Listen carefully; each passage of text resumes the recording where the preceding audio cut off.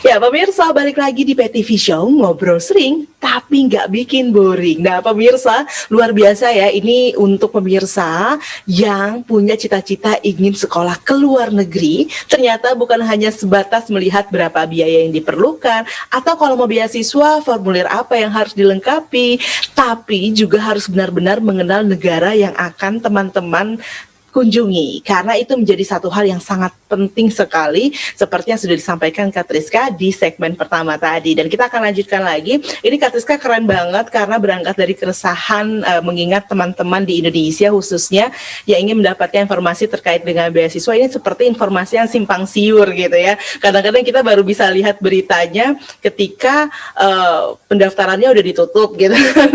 Jadi sering banget telatnya gitu ya. Ternyata di Pejuang Halo Beasiswa teman-teman bisa mendapatkan update terkait dengan aktivitas beasiswa. Tapi untuk Kak Triska sendiri, sekarang Kak Triska ada di Turki. Ini juga upaya untuk mendapatkan beasiswa atau biaya pribadi nih bisa kuliah sampai ke Turki? Oke Kak, jadi aku sampai ke Turki itu karena because beasiswa gitu sendiri. Oke.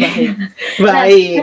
Nah, tapi di sini kalau teman-teman ingin mengetahui cara atau sistem ke Turki itu sebenarnya banyak banget jalur ya Kak. Ada beasiswa, ada mandiri, ada jalur YOS seperti UTBK. Nah, mungkin nanti kita juga bakal bahas itu. Cuma di sini karena basic aku adalah dari beasiswa, jadi aku bakal bahas beasiswa kayak gitu. Tapi untuk mendapatkan beasiswa ke Turki, Kak Triska sendiri apakah dari kecil gitu udah punya cita-cita, nanti aku kalau misalkan kuliah pasti aku harus ke Turki, sehingga itu benar-benar diupayakan, atau seperti apa prosesnya? Oke, ini lucu sih Kak.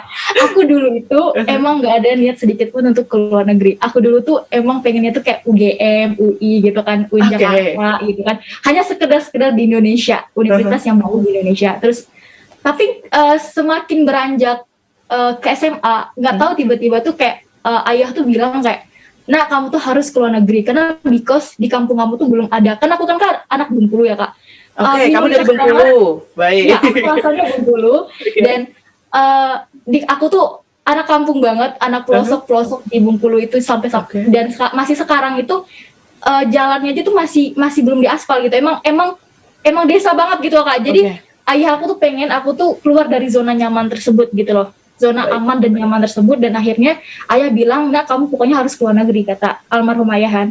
Baik. Dan akhirnya aku memilih Cina pertamanya gitu loh Kak. Nah, jadi ayah tuh pengennya aku ke Jepang. Ayah tuh pengen aku ke Jepang. Terus aku pengennya ke Cina gitu kan. Baik. Nah, pas aku udah apply ke Jepang juga, ternyata jurusan aku sama yang di Jepang itu tidak bisa. Karena aku dulu tuh SMA-nya jurusannya agama dan bahasa.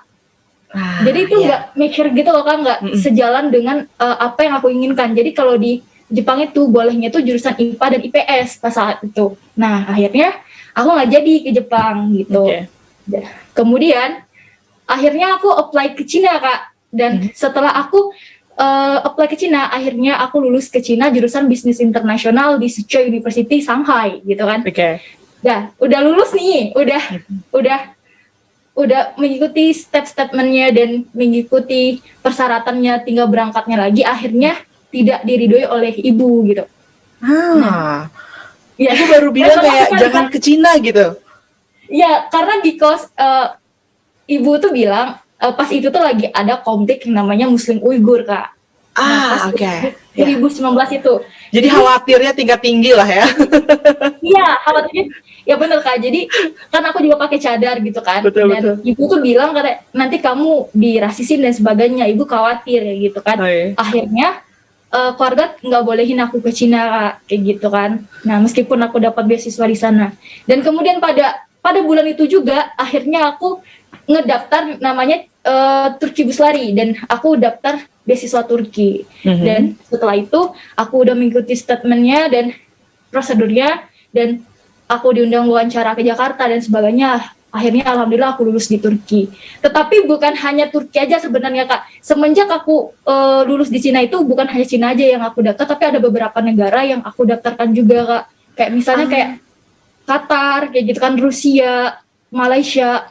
Nah, kayaknya hikmah dari aku nggak jadi ke Cina itu Kak, hikmahnya tuh aku lulus di negara-negara yang aku daftarkan tadi. Nah, Oke, tapi kamu mendaftarkan negara-negara yang lain itu apakah setelah kamu tidak jadi ke Cina atau sebenarnya kamu kayak ya udah kita kan suka gitu ya, yang mana nih yang oh, kira-kira dapat gitu ya, semuanya langsung daftar iya, berbarengan jadi atau seperti apa? karena aku putus asa pas Oke.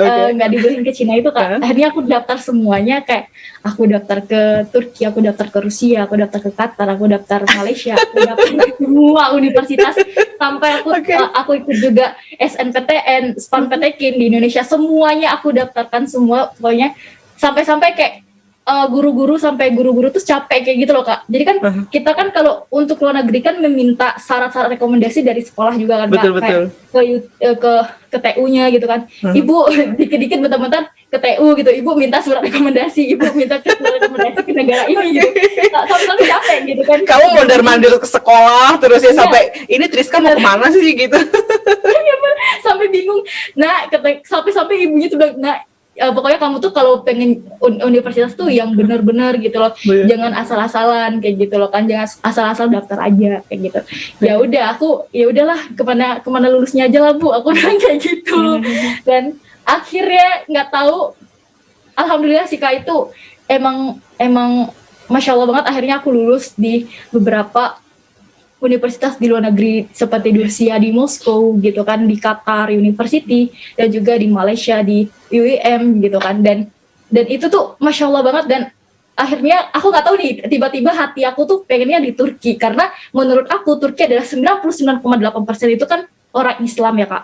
Ya. Nah jadi cocok nih untuk aku, dan kita nggak sulit untuk mencari makanan yang halal gitu. Betul. Dan juga budayanya kan lebih ke Islam juga, dan di sana juga orang tuaku akhirnya mendukung aku untuk ke Turki gitu. Oke, ternyata ya setelah itu namanya buah patah hati, hadiahnya luar biasa gitu ya.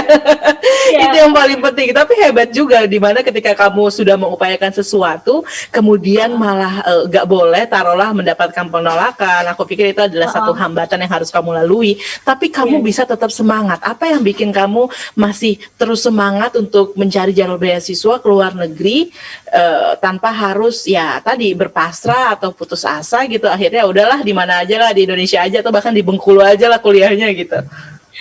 Ya alasan aku itu karena ini sih Kak, kemarin itu kan ibu juga bilang kan, ya udah Sina nggak usah sih terlalu ambisi ke luar negeri kayak gitu.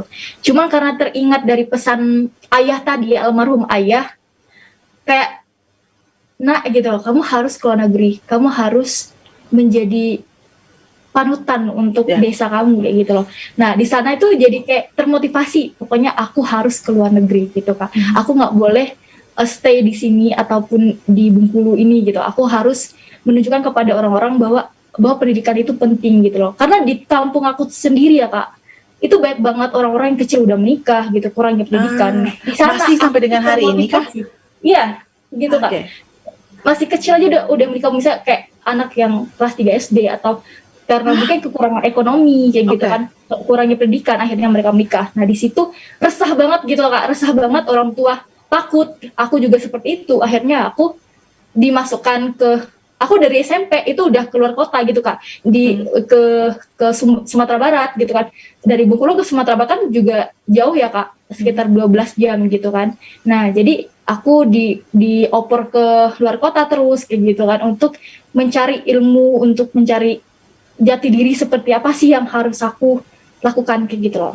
Oke, tentunya dengan harapan ya suatu hari nanti kamu bisa Iya. kembali ke Bengkulu dan memberikan satu pencerahan baru gitu ya untuk wilayah benar. kamu gitu. Iya. Dan tentunya ini juga mungkin pemirsa, oh masih ada ya zaman sekarang di era saat ini yang kita tahu perkembangan sudah sangat pesat, tapi ternyata masih ada kisah-kisah yang kita anggap itu adalah pelajaran terdahulu yang mana ternyata masih terjadi hingga hari ini. Artinya Benar. usaha yang harus kita lakukan itu tidak pernah boleh berhenti dan kita masih harus terus berjuang karena pastinya kondisi-kondisi tersebut mungkin masih ada gitu ya, hanya saja belum terjangkau oleh kita. Dan pemirsa, kita masih akan lanjutkan lagi ngobrol seru bareng Kak Triska setelah yang berikut ini.